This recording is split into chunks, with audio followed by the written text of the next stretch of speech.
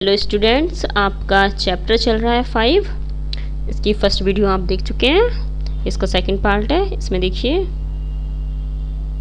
Acceleration. इसमें देखिए किसी गतिमान वस्तु के वेग परिवर्तन की दर अथवा 1 सेकंड में हुए वेग परिवर्तन को उस वस्तु का त्वरण कहते हैं। 1 सेकंड में किसी वस्तु के वेग में जितना चेंजेस आ रहा है, ठीक है, पर सेकंड उसकी वेलोसिटी जितनी चेंज हो रही है उसको हम त्वरण कहते हैं। तो त्वरण इज इक्वल टू हो गया वेग परिवर्तन अपॉन लिया गया समय। वेग को v से रिप्रेजेंट करते हैं तो delta v upon delta t। इसको इस टाइप से भी लिख सकते हैं, वेग में जो परिवर्तन हुआ है v2 माइनस v1, मतलब कि लास्ट वेग माइनस इनिशियल वेग। इसी प्रकार से टाइम में जो चेंज हुआ है t2 माइनस t2, इस टाइप से इसको लिख सकते हैं। त्वरण एक सदिश राशि है क्योंकि इसमें वेग आ गया है। वेग भी एक सदिश राशि होती है, ठीक है। डायरेक्शन से मतलब होता है इसका मतलब है ये सदिश राशि है। इसकी दिशा वही होती है जो वेग परिवर्तन की होती है। इसका मात्रक होता है मीटर पर सेकंड स्क्वायर, ठीक है। मीटर पर सेकंड हमारा वेग का होता है और इसमें लिया गया टाइम और आ रहा है तो इसमें अपॉन में टी और आएगा, ठीक है। तो इसका मात्रक हो गया मीटर पर सेकंड स्क्वायर। इसी प्रकार से आप इसकी भी मान लिख सकते हैं एल टी माइनस 2। एल से टी एल हो गया मीटर से, और टाइम से टी अपॉन में टी आएगा, और टी का भी क्या है, स्क्वायर है। इसको क्या है, ऊपर लेके जाएंगे तो ये माइनस में हो जाएगा। तो इसी प्रकार इसकी विमा हो गई एल टी माइनस 2। ऐसे भी हम लिख सकते हैं, ठीक है। वेग इज इक्वल टू हम जानते हैं, v इज इक्वल टू होता है delta S upon delta T. Time के साथ जो उसकी एस अगर कोई दूरी है, दूरी में जो चेंजेस आ रहे हैं, दूरी या विस्थापन, ठीक है। विस्थापन, वेग में विस्थापन होता है तो विस्थापन में जो चेंजेस आ रहे हैं टाइम के साथ, तो इसको लिख सकते हैं delta x upon delta T, ठीक है। इसी प्रकार से हम त्वरण को लिख सकते हैं ए इज इक्वल टू वेग में जो टाइम के साथ चेंजेस आ रहे हैं, ये बी है तो delta b upon delta t. B is equal to हमने कितना लिया है, delta x upon delta t, तो ये यहाँ पर हमने बी की जगह पुट कर दिया, तो यहाँ से हो गया डी ओवर डी टी और D x over d T. जब इसको अंदर इसको लेके जाएंगे, डिफ्रेंशिएट करेंगे तो ये क्या हो जाएगा, D square x upon D T का स्क्वायर। यहाँ पर ना टी का भी स्क्वायर आएगा नीचे, ठीक है। तो D x square upon D T, ये आपका एक्सेलरेशन का फॉर्मूला ये भी होता है। इसमें देखिए अगर टाइम के साथ इधर हमने एक्स अक्ष पर टाइम लिया है और वाई अक्ष पर हमने दूरी ली है, ठीक है, और इस टाइप का हमारा ग्राफ है, तो इसका मतलब है कि हमारी वस्तु जो है वो स्थिर अवस्था में है, क्योंकि टाइम तो देखिए आगे बढ़ता जा रहा है बट दूरी बढ़ी ही नहीं है। इसका मतलब है वो रेस्ट में है, बिल्कुल अपनी वहीं पर निश्चित पोजीशन पर है, ठीक है। इसका मतलब है ये स्थिर अवस्था में है।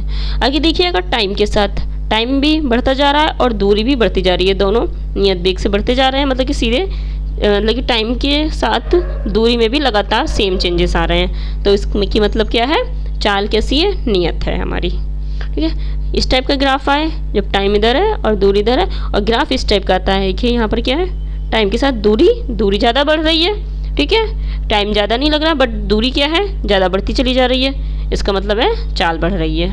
ये बढ़ती चाल का आपका ग्राफ है। इसमें देखिए इसमें क्या है, टाइम बढ़ रहा है, दूरी बढ़ रही है। फिर क्या हुआ, एक टाइम इस पोजीशन के बाद देखिए यहाँ से क्या है, दूरी क्या है, नहीं बढ़ी, बट टाइम क्या है, टाइम बढ़ता जा रहा है पर दूरी नहीं बढ़ रही है। इसका मतलब है चाल घट रही है।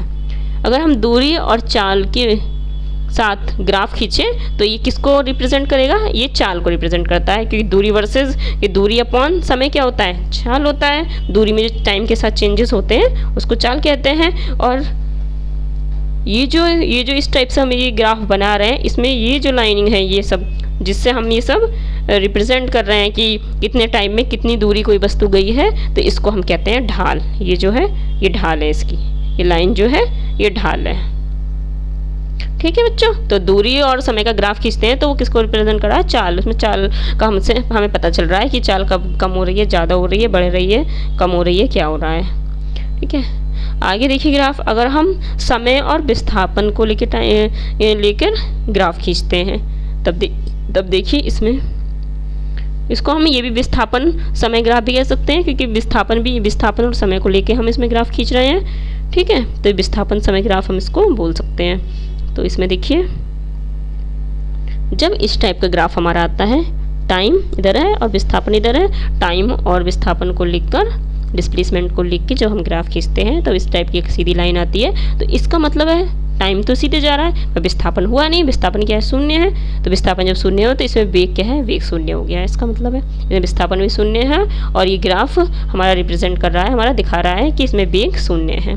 आगे देखिए, इसमें टाइम और विस्थापन को लेकर जब ये ग्राफ खींचा जाए, जब इस टाइप की स्ट्रेट लाइन आती है, तब इसका मतलब है वेग क्या है, हमारा नियत है, मतलब टाइम भी बढ़ता जा रहा है और डिस्प्लेसमेंट भी बढ़ता जा रहा है, दोनों नियत वेग से आगे बढ़ रही है। मतलब इसका मतलब है वस्तु नियत वेग से आगे बढ़ रही है कि टाइम और विस्थापन दोनों बिल्कुल इक्वल साथ साथ बढ़ते जा रहे हैं। इसमें देखिए, इस वाले ग्राफ में देखिए टाइम और विस्थापन में देखिए, इसमें क्या है, इसमें टाइम बढ़ रहा है, विस्थापन बढ़ रहा है। फिर क्या है, विस्थापन बहुत तेज़ी से बढ़ गया, टाइम इतना नहीं बढ़ा, टाइम इधर नहीं बढ़ा है ज़्यादा, पर विस्थापन क्या बहुत तेज़ी से ऊपर बढ़ गया है। इसका मतलब है वेग भी बढ़ गया। वेग इज इक्वल टू विस्थापन अपॉन समय होता है, विस्थापन अगर बढ़ेगा तो वेग भी बढ़ेगा। इसी प्रकार से इसमें देखिए, इसमें क्या, अगर हम यहाँ से लिख के दिखा रहे हैं हम, ठीक है, यहाँ पर क्या है, टाइम के साथ साथ क्या हो रहा है, विस्थापन हमारा क्या हो रहा है, कम हो रहा है, ऋणात्मक हो रहा है, मतलब कि अपोजिट डायरेक्शन में जा रहा है, नीचे की साइड जा रहा है। ये ग्राफ जो हमारा इस टाइप से इधर की साइड पॉजिटिव की ओर जा रहा है और ये नीचे की ओर, यहाँ से नीचे की ओर जाएगा, इसका मतलब है नेगेटिव डायरेक्शन में जा रहा है, अपोजिट डायरेक्शन में जा रहा है ये। इसका मतलब है इसमें क्या है, वेग ऋणात्मक वेग को शो कर रहा है। ये देखिए यहाँ से नीचे की ओर जा रहा है, ना कि ऊपर की ओर, ठीक है, तो ये ऋणात्मक वेग को शो कर रहा है। आगे देखिए, इसमें जब इस टाइप का ग्राफ आता है, इसमें क्या है, टाइम के साथ साथ विस्थापन बढ़ता गया। फिर क्या हुआ, कंडीशन आई कि टाइम तो बहुत बढ़ गया बट विस्थापन नहीं बढ़ा, इसका मतलब वेग क्या है, घट गया है। जब विस्थापन नहीं बढ़ा, विस्थापन ऊपर होता है, टाइम नीचे होता है, टाइम ज़्यादा, अगर नीचे की वैल्यू ज़्यादा होगी तो ऊपर की वैल्यू क्या है, अपने आप ही कम हो जाएगी। तो इसका मतलब है हमारा वेग यहाँ पर घट रहा है। आगे देखिए, वेग समय ग्राफ, वेग और समय के बीच जब हमने ग्राफ खींचा तो ये त्वरण को दिखाता है वैसे। तो इसमें देखिए ये क्या है, नियत त्वरण को दिखा रहा है। समय और वेग को लेकर जो हमने ग्राफ खींचा है, इसमें टाइम के साथ साथ वेग भी लगातार बढ़ रहा है, जैसे जैसे टाइम बढ़ता जा रहा है वेग भी उसी हिसाब से बढ़ता जा रहा है, बिल्कुल नियत वेग, नियत त्वरण है इसका मतलब है। इसमें देखिए, इसमें क्या है, परिवर्ती वेग। परिवर्ती क्या होता है कि टाइम सेम रहे और वेग क्या है, बदलता रहे। तो इसका मतलब क्या है, वेग बदलता रहे या डिस्प्लेसमेंट विस्थापन हमारा बदलता रहे, हर बार चेंज हो जाए, तो वो क्या होता है, परिवर्ती वेग होता है। तो इसमें देखिए वेग क्या है, पहले देखो वेग टाइम के साथ वेग बढ़ रहा है, फिर क्या है, कांस्टेंट हो गया, फिर वेग घट रहा है, तो कभी बढ़ रहा है कभी घट रहा है, ये सब क्या है हमारा, इसको परिवर्ती वेग बोलते हैं, इसको त्वरण भी बोल सकते हैं हम, ठीक है।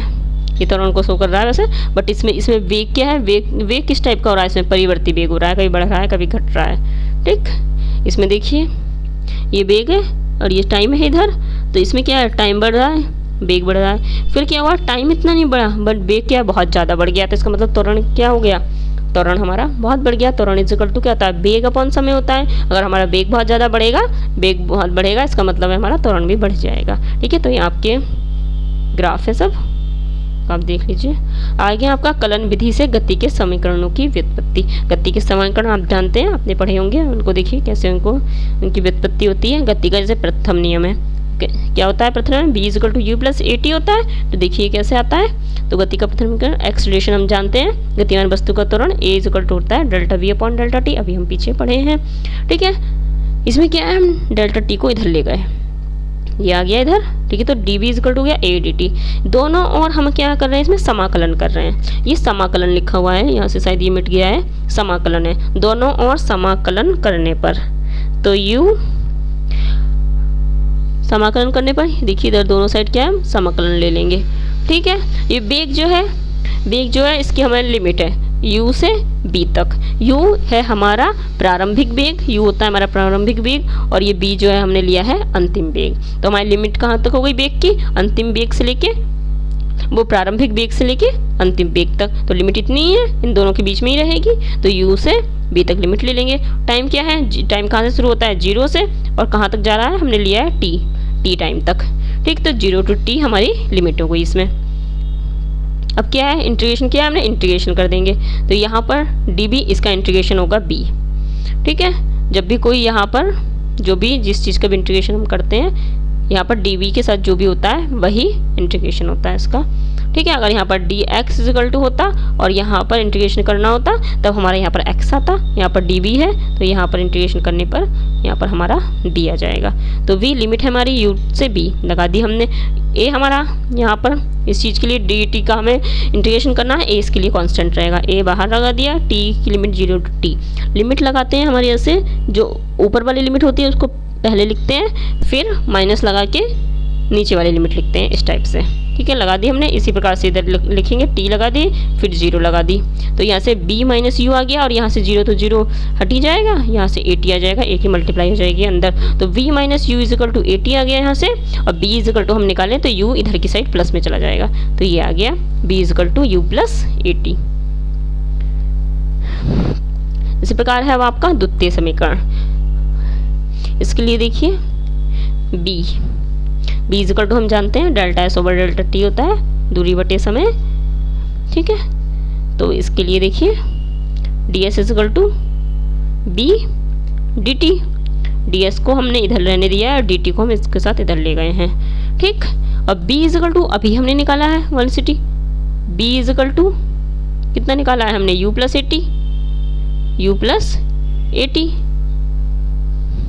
ये हमने वैल्यू यहाँ पर पुट कर दी, इसकी ऊपर से यहाँ से b की वैल्यू यहाँ पुट कर दी। अब क्या है, दोनों ओर समाकलन करने पर, ये समाकलन लिखा हुआ है। ठीक है, दोनों ओर समाकलन करने पर समाकलन किया हमने, इंटीग्रेशन दोनों साइड।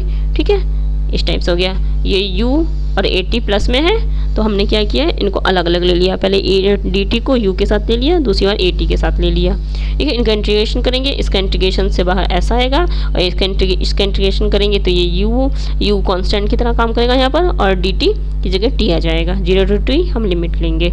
इस वाले में t हमारा दिया हुआ है dt है, तो हमारा इसका t का इंटीग्रेशन कितना हो जाएगा, t स्क्वायर अपॉन 2, ये हमारा इंटीग्रेशन होता है। तो यहाँ से 0 टू t लिमिट लगाएंगे, फिर हम लिमिट लगाएंगे, इसके बाद ये लगाई हमने u t minus 0 a T square minus T square upon 2 minus 0, 0 थी लिमिट में, तो ये वाले 0 और ये वाले 0 तो हट जाएगा, तो जो बचेगा उसको हम लिख लेंगे। तो s इजिकल टू हमारा यहाँ से आ गया u t plus half a t square, ये हमारा गति का द्वितीय समीकरण होता है।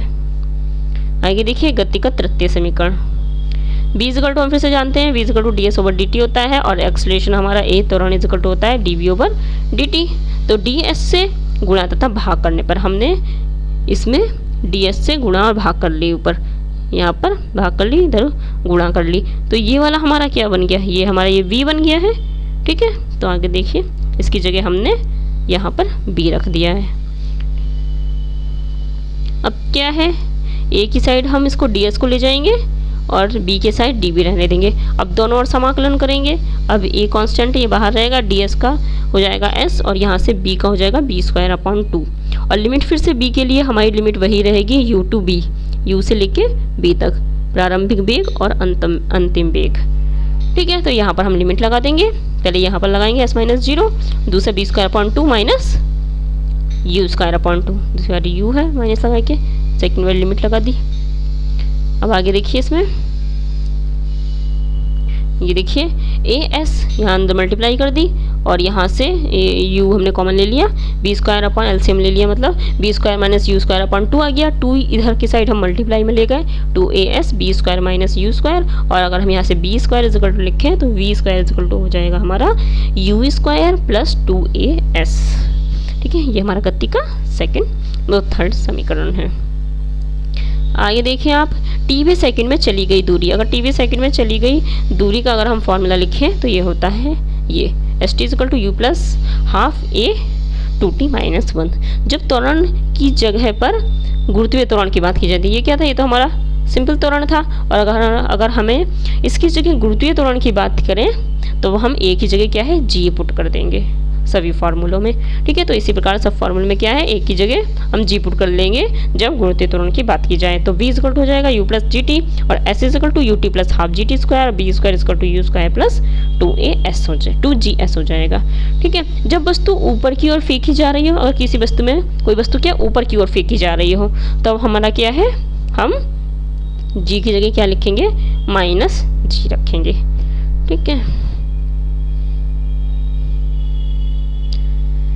अपेक्षित वेग या सापेक्ष वेग, रिलेटिव वेलोसिटी।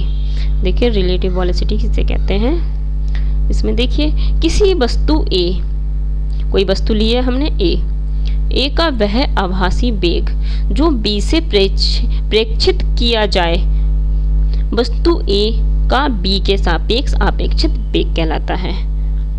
इसका मतलब है अगर बी से हम देखें तो ए का वेग क्या है, तो ए के सापेक्ष में ए का बी के सापेक्ष में क्या वेग है, मतलब कि बी से देखने पर ए का वेग हमें क्या महसूस हो रहा है, उसको कहते हैं आपेक्षित वेग। एग्जाम्पल से आपको समझ में आएगा। तथा इसे सांकेतिक रूप में लिखते हैं वी ए बी से, इसको हम प्रदर्शित करते हैं। इसका मतलब है ए का वेग बी के सापेक्ष, ठीक है, तो इसे लिखते हैं ऐसे, ए का बी के सापेक्ष वेग v a b equal to लिखते हैं b a minus b b, जिसके सापेक्ष कहा जाता है वो माइनस में आता है, ठीक है। फॉर एग्जाम्पल जैसे ये देखिए इसमें हमने दिखाया गया है,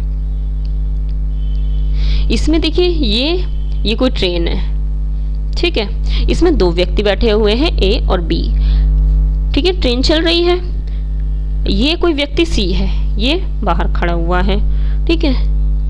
अगर ये सी व्यक्ति अगर इन दोनों को देखे ट्रेन में तो ये दोनों इनको चलते हुए दिखाई देंगे, ट्रेन में बैठे हैं, ट्रेन चल रही है तो चलते हुए दिखाई देंगे, मतलब कि गतिमान है। वैसे ये दोनों क्या है, गतिमान ही है, ठीक है। बट अगर हम ए से कहें कि बी का वेग क्या है, तो बी ए जो है वो बी को देखेगा, बी कैसा है, बी वैसे तो वो गति में है बट उसके सापेक्ष अगर देखें तो वो तो उसको उसके बराबर में बैठा हुआ दिखाई दे रहा है, चलता हुआ तो नहीं दिख रहा है, उसके साथ ही दिखाई दे रहा है, उसके बराबर में ही है। इसका मतलब है ए के सापेक्ष बी का वेग क्या है, 0 होगा, ठीक है। और बी के सापेक्ष अगर हम कहें, बी से पूछें तो बी के लिए भी यही होगा।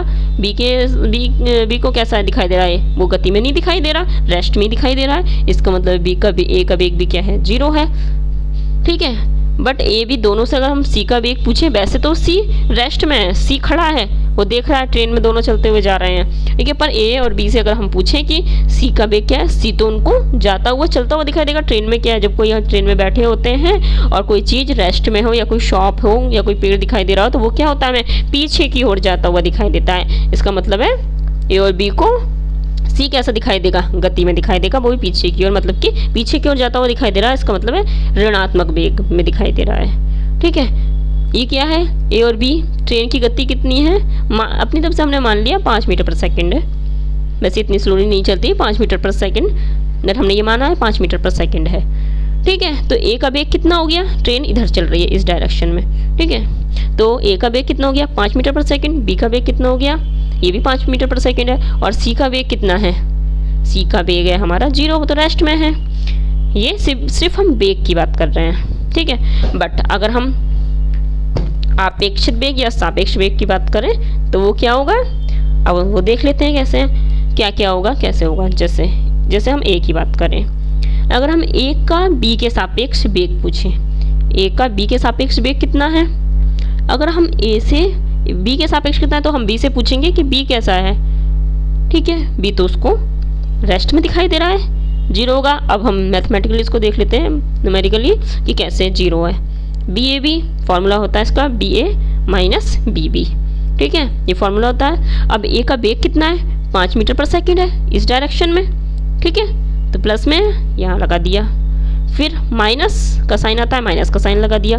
बी का वेग, बी से पूछा जा रहा है, जिससे पूछा जा रहा है उसका माइनस में आता है। बी का वेग कितना है, बी का वेग भी 5 मीटर पर सेकंड है, इसी डायरेक्शन में है, दोनों साथ साथ जा रहे हैं, ठीक है। तो 5 - 5 0। ए का वेग कितना, हमने क्या कहा था, ए का वेग बी के रेस्पेक्ट में कितना है, 0 है। देखो यहाँ से निकाल के देखा हमने 0 ही आया है, और वैसे भी अगर पूछें एक दूसरे से, ऐसे ही देखें तब भी 0 ही आ रहा है। इससे पूछें बी से कि वो भी इसको रेस्ट में ही दिखाई दे रहा है। इसी प्रकार हम बी का देखें, बी का ए के सापेक्ष वेग, बी का वेग ए के सापेक्ष। अब उसी प्रकार से देखें, ए से अगर पूछा जाए बी उसको कैसे दिखाई दे रहा है, रेस्ट में दिखाई दे रहा है, उसके साथ ही वैसे वो गति में है, वैसे उसका वेग 5 मीटर पर सेकेंड है, पर सापेक्ष वेग की जब बात कर रहे हैं, अपेक्षित वेग की जब हम बात कर रहे हैं, तब एक इसके रेस्पेक्ट में क्या है, ए के रेस्पेक्ट में क्या है, 0 है। और मैथमेटिकली हम देखें तब भी देख लीजिए, बी का वेग कितना है, 5 ही है, ए का वेग कितना है, 5 ही है, माइनस में प्लस में है, और बीच में माइनस का साइन है, तो क्या हो जाएगा, 5 और 5 क्या हो जाएंगे, कैंसिल हो जाएंगे, 0 ही आ रहा है, सही बात है। अब अगर हम ए का वेग देखें, ए का वेग सी के सापेक्ष, ठीक है। ए का वेग देख रहे हैं हम सी के सापेक्ष। तो सी को ए कैसा दिखाई दे रहा है, गति में दिखाई दे रहा है, आगे की ओर जाता हुआ दिखाई दे रहा है, इस डायरेक्शन में जाता हुआ दिखाई दे रहा है, ठीक है। तो फॉर्मली इसका मतलब क्या है, सी को 5 मीटर पर सेकंड के वेग से जाता हुआ वो दिखाई दे रहा है, ठीक है। अब मैथमेटिकल निकाल के देखें तो फॉर्मूला क्या हो जाएगा, सी के सापेक्ष ए का वेग इज इक्वल टू आ जाएगा B a minus B C. अब बी ए का वेग कितना है, बी ए का वेग, ए का वेग है हमारा 5 मीटर पर सेकंड से इधर जा रहा है, और सी का वेग कितना है, सी तो हमारा कितना है 0 है, सी का वेग कितना है हमारा 0 है, क्योंकि वो तो रेस्ट में है, तो खड़ा होकर देख रहा है सिर्फ, तो इसका वेग 0 हो गया। तो यहाँ से हमारा ए का वेग कितना निकल के आ गया, 5 मीटर पर सेकंड निकल के आ गया। ये क्या है, इसका सापेक्ष वेग है, और यहाँ पर भी इसका ये क्या था, सापेक्ष वेग था।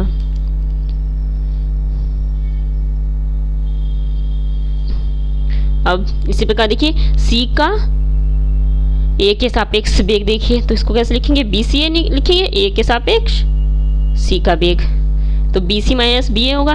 ए क्या है हमारा, रेस्ट में खड़ा है, तो रेस्ट में है, बीच में क्या आता है, माइनस का साइन आता है, माइनस का साइन आ गया। बी ए हमारा क्या है, 5 मीटर पर सेकंड से इस डायरेक्शन में चल रहा है प्लस की, तो यहाँ पर +5 लिखेंगे, बीच में माइनस का साइन था तो क्या जाएगा, -5 आ जाएगा। तो यहाँ पर सी का वेग क्या है, -5 है। ए को मतलब कि कैसा दिखाई दे रहा है, वो पीछे की ओर जाता हुआ दिखाई दे रहा है, वो ट्रेन में बैठे हुए आगे चल रहे हैं, वो लड़का खड़ा है तो उसको क्या है, पीछे की ओर जाता हुआ दिखाई दे रहा है, मतलब कि -5 मीटर पर सेकंड के वेग से जाता हुआ दिखाई दे रहा है पीछे की ओर। तो इन्हीं सबको कहते हैं हम सापेक्ष वेग या अपेक्षित वेग। तो अपेक्षित वेग या सापेक्ष वेग क्या है, हर जिसके रेस्पेक्ट में निकाला जाए उसके हिसाब से अलग अलग होगा, ठीक है। ये आपका अपेक्षित या सापेक्ष वेग है, ओके।